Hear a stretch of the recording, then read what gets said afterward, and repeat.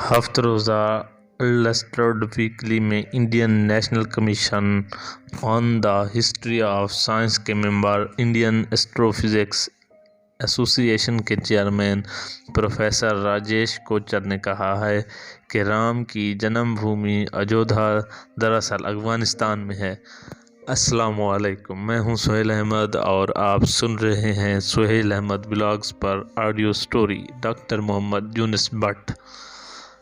ہم اس پر ہے را الف میم ہی کہہ سکتے ہیں، جیسے جب ممتاز دولتانہ نے وزیر اعلیٰ تھے۔ ان دنوں چراغ حسن حسرت صاحب نے انگریزی میں الفاظ کو اردو میں منتقل کرنے کے لیے کہا تھا، اب جو انکم ٹیکس دینے جا رہے ہو کہیں میں دولتانہ دینے جا رہے ہو، ایسے ہی ہے رام کو اردو میں ہا را میم کہا ہے۔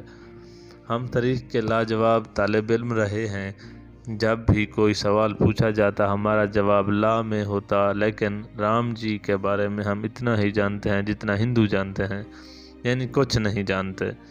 ہندوؤں نے تو ابھی رام جی کی پیدائش کا فیصلہ نہیں کیا، اگرچہ انہوں نے اب زیادہ دیر نہیں کرنا چاہی، رام جی کو پیدا کر لینا چاہیے۔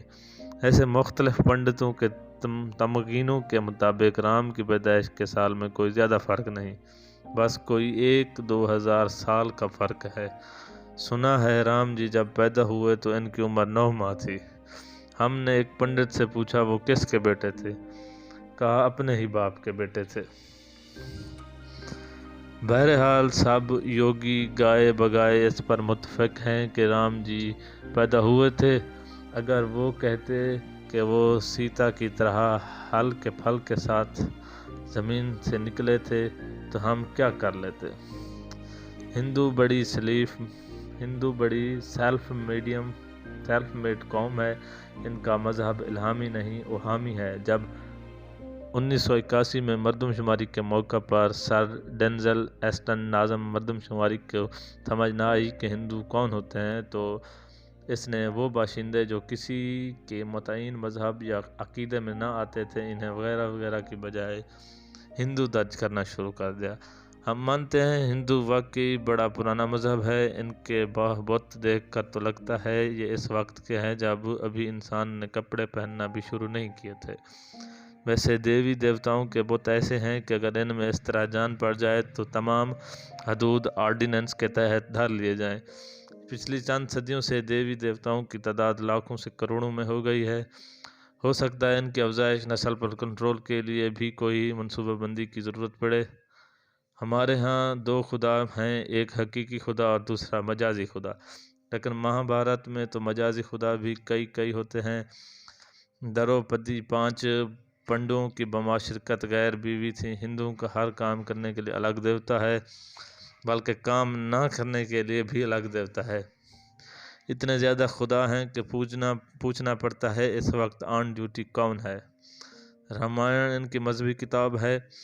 ایک پنڈت نے رامائن کا نسخہ دکھایا جس سے کچھ پڑھا نہ جاتا تھا۔ دیکھنے والے پوچھا پنڈت جی تو یہ پڑھا ہی نہیں جا رہا، تو پنڈت بولے یہ بہت پرانا نسخہ ہے، یہ تب کا ہے جب ابھی پڑھنا شروع نہیں ہوا تھا۔ ایک اور نسخہ دکھایا جس پر کچھ لکھا نظر نہیں آ رہا تھا۔ دیکھنے والے نے کہا پنڈت جی لگتا ہے یہ تب کا ہے جب ابھی لکھنا شروع نہیں ہوا تھا۔ رامائن کے مطابق رام جی 12 برس کا بن باس ملا تو بھائی بھرت نے ان کے جاتے ہوئے کھڑاوا بھی اتروا لیا، تاکہ رام جی کو دیکھنے کو جب من چاہے تو ان کو دیکھ کر خوش ہو لیا جائے۔ جنگل میں رام کی پتنی سیتا کو راون نے رام کرنے کی کوشش کی، پھر راون اور رام کے درمیان ایسا گھمسان کا رن پڑا جیسے دسہرے کے موقع پر پڑتا ہے۔ آپ پوچھیں گے راون اور رام اس کی جنگ میں کون جیتا؟ تو اس کا جواب ہے بندر۔ اس لیے ہندو بندر کو ہنومان جی کہہ کر پوجا کرتے ہیں۔ ہمارے ایک مشہور شاعر نے بھی کہا ہے میری تو ہندوستان میں پوجا ہوتی ہے۔ تو ہم نے کہا تھا کسی کو مت بتانا، پتہ نہیں لوگ آپ کو کیا سمجھیں۔ آج کل وہاں جن دیویوں کی سب سے زیادہ پوجا ہو رہی ہے ان میں سری دیوی بہت مقبول ہیں۔ آریہ فرقے کے معروف عالم راجہ پنڈت ہرکش کول نے ہندو مذہب کی تعریف یہ کی ہے کہ گائے کا احترام کرتے ہیں، مذہب گائے کے 4 پاؤں پر کھڑا ہے۔ انگریزی بھی گائے کا اس قدر احترام کرتے ہیں کہ اسے بیل کا میم صاحب کہہ کر بلاتے ہیں۔ گائے سے ہندوؤں کا وہی رشتہ ہے جو گائے کا بچڑے سے ہے۔ ہمارے لیے تو گائے اللہ کا بنایا ٹیڑھا پیک ہے جس میں عمر بھر دودھ تازہ رہتا ہے۔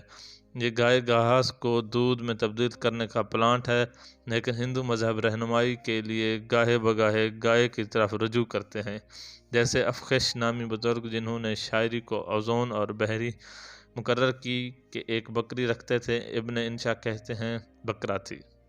بہرحال افخش صاحب سارا دن اس کے سامنے فائلن فولاد کرتے رہتے، جہاں شک ہوتا بکری سے پوچھ لیتے، اگر وہ دائیں بائیں سار ہلاتی تو سمجھتے غلطی ہو گئی ہے، البتہ اوپر نیچے سار ہلاتی تو مطلب ہاں میں ہاں ملانا ہوتا۔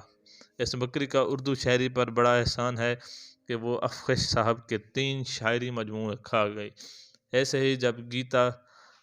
ہی جب گپتا خاندان کے راجہ بکرما جیت نے رامائن سے متاثر ہو کر سوچا رام جی کا شہر اجودھا تلاش کرنا چاہیے۔ اس نے یوگیوں سے مشورہ کیا تو انہوں نے کہا کہ یہ کام تو کسی سیانے کے ذمہ لگانا چاہیے۔ یوں یہ ذمہ داری گائے اور بچھڑے کو سونپی گئی۔ کہا گیا جہاں جا کر بچڑی کا شیردان بھر گیا اور اس سے دودھ بہنے لگا، وہ جگہ اجودھا اور رام جنم استھان ہوگی۔ رستے میں ایک بیل نے ان کی مذہبی معاملات میں مداخلت کرنے کی کوشش کی۔ بہرحال ایک شہر جس کا نام سکتیا تھا، وہاں پہنچ کر بچڑی کا شیردان بھر آیا اور یوں اس شہر کو اجودھا کہا جانے لگا۔ ویسے اس حساب سے راجہ بکرما جیت کو بکرما جیت کہنا چاہیے۔ ایسے ہی کسی سیانی گائے نے انہیں بتایا کہ رام جنم استھان بابری مسجد کی جگہ ہے۔ اب راجیش کوچر نے کہا کہ اجودھا افغانستان میں ہے، لگتا ہے انہوں نے ہر ملک میں اپنی گائے چھوڑ رکھی ہے، اس لیے ہم گائے کو ہمیشہ کھانے والی نظر سے دیکھتے ہیں۔